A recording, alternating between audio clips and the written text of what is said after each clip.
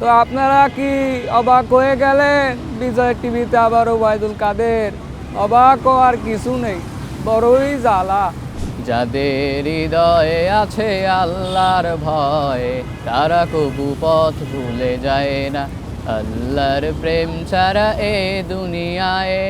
Young generation to the maintain your characters. যুবক ভাইরা, এখনই সময় নিজের জীবনকে পরিবর্তন করা। বড়টা কি খবর? হ্যাঁ আসিবালা, তোর কি খবর রে? বড়টা বলছি যে একটা কথা। তোরা না কইছি আমি পাশা, অনলি কাশিমপুর কারাগার। হ্যাঁ ভাইয়া, আপনি তো খালি হাতের লগেই হারেন, আর কোনো মানুষের লগে হারেননি। আপনি তো খালি হ্যাঁ একখান লই বই থাকেন, আর কোনো পারেন না। আপনি খালি শিমুল্লার লগে দিয়ে লাগেন, শিমুল্লাকে আপনার মাইছে নি, বুঝলাম না। দর্শক, আজ এমন একজনের সাথে পরিচয় করিয়ে দিব যিনি বাংলাদেশের জনপ্রিয় কন্টেন্ট ক্রিয়েটরদের কণ্ঠ হুবহু নকল করতে পারেন। তার নাম শিহাব। চলুন জানবো কিভাবে তিনি কণ্ঠ নকল করতে শিখলেন। প্রথমত প্রথম যখন আমি আস্তে আস্তে বলতে শিখলাম, ফার্স্টে কয়েকদিন সমস্যা হয়েছে।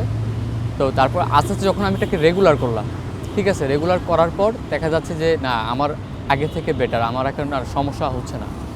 শুরুতে কি একটু কষ্ট হয়েছিল কিনা আপনার? জি, শুরুতে অবশ্যই শুরুতে আমি যখনকে চেষ্টা করি তখন আমার হয়তো অনেক সময় মুখ এক সাইড হওয়ার চাপ হয়ে যেত, বা অনেক সময় রগের টান খাইতো, বা এখন আর তেমন হয় না। অর্থাৎ এখন প্র্যাকটিসের উপরে ছিল, এখন আলহামদুলিল্লাহ আল্লাহ তাআলার রহমতে ভালো। আপনি মূলত কি ইউটিউব থেকে দেখে অনুপ্রেরণা নিয়ে, নাকি কেউ আপনি উদ্বুদ্ধ করেছিল এই ভয়েসগুলো শেখার জন্য, বা হেল্প করেছিল? আপনার আশেপাশে কাউকে পাশে পেয়েছিলেন কিনা এই সময়টা? তো এই সময়টাতে সবচেয়ে মজার বিষয় হচ্ছে যে আমি ইউটিউব যখন দেখতাম, ইউটিউব দেখে দেখে আমিও চিন্তা করতাম যে ওরা কিভাবে তৈরি করে। তখন আমি এটা করে আমি একটা খাতা করতাম, খাতা করে লিখতাম যে কোন কোনগুলো জনপ্রিয়তা, তাদের কণ্ঠ কিভাবে আপ ডাউন করে। তো আমি এই যে শুরু করার পর এক বড় ভাইয়া ছিল আমাদের এলাকার, সবুজ ভাই। তো সবুজ ভাই সবসময় আমার বলতো যে তুই যেই কাজ করবি বুঝে শুনে করবি, তবে তোর দ্বারা অনেক কিছু হবে। তবে পৃথিবীতে আসলে কি মানুষ অবহেলিত না, আমি যদি চেষ্টা করি আমি পারবো। আমি ভয়েস নিয়ে অনেক প্রায় 2 বছর খাটাখাটি করলাম। তারপর ভয়েস দিয়ে আমি কিছু কিছু কণ্ঠ বানালাম। তারপর দেখি না, আমার কণ্ঠ মোটামুটি চলে, মানুষ পছন্দ করে। আমি যদি বলি যে কার কার কণ্ঠ, তার মধ্যে জনপ্রিয় তথ্যবহুল যে ইউটিউবার আছেন মায়াজাল, এবং আমাদের সাবেক সেতুমন্ত্রী ওবায়দুল কাদের। তাছাড়া আমাদের কাইসা নামে যে কন্টেন্ট আছে কাইসা। তাছাড়া বড়টা কী খবর, এই যে এরকম কন্টেন্ট। তাছাড়া মেট্রোতে যে ভয়েসটা দেওয়া হয়, মেট্রোতে যে সুন্দর একটা সফট ভয়েস দেয়, সেই ভয়েসটা পারি, ফিমেল কণ্ঠ পারি। এবং ব্যাচেলার পয়েন্টে যে আমাদের জিয়াউল হক পলাশ ওরফে কাবিলা ভাইয়া, তারপর পাশা ভাই, তারপর শুভ ভাই যে বরিশাল নোয়াখালীর ভাষাগুলো ইউজ করে, এগুলো পারি। তারপর আমাদের সবচেয়ে জনপ্রিয় হচ্ছে আমাদের ডক্টর মিজানুর রহমান আজহারি, ওনার কিছু ওয়াজের যেভাবে ভাষাগুলো ইউজ করে সেই ভাষাগুলো পারি।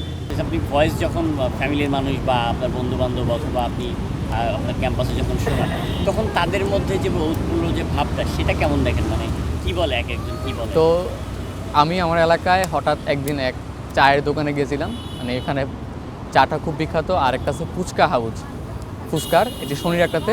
তো এটাতে হঠাৎ করে আমি গিয়ে মায়াজালের কণ্ঠে আমি নিজে একটু আমার এক ফ্রেন্ডকে পাঠাচ্ছিলাম। তো হঠাৎ আশেপাশে যারা ছিল তারা আমাকে ধরে বলতেছে যে আপনি মায়াজালের প্রধান, আপনি ভোকারিস্ট। আমি বলছি যে না, তারা আমার সাথে ছবি টবি তুলে আমার অটোগ্রাফ নিছে। তারপর বলছি কিন্তু আমি না।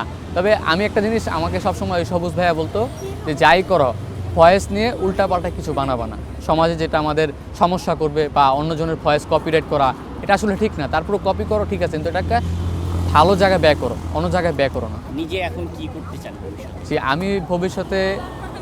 আমি ভবিষ্যতে যে নাটকে বিভিন্ন আঞ্চলিক ভাষা এগুলো নিয়ে কাজ করতে চাচ্ছি। তারপর ভয়েস আর্টিস্ট হিসেবে কাজ করতে চাচ্ছি, যেন আগামীতে বাংলাদেশে যেন কণ্ঠ নিয়ে কোনো সমস্যা না হয়।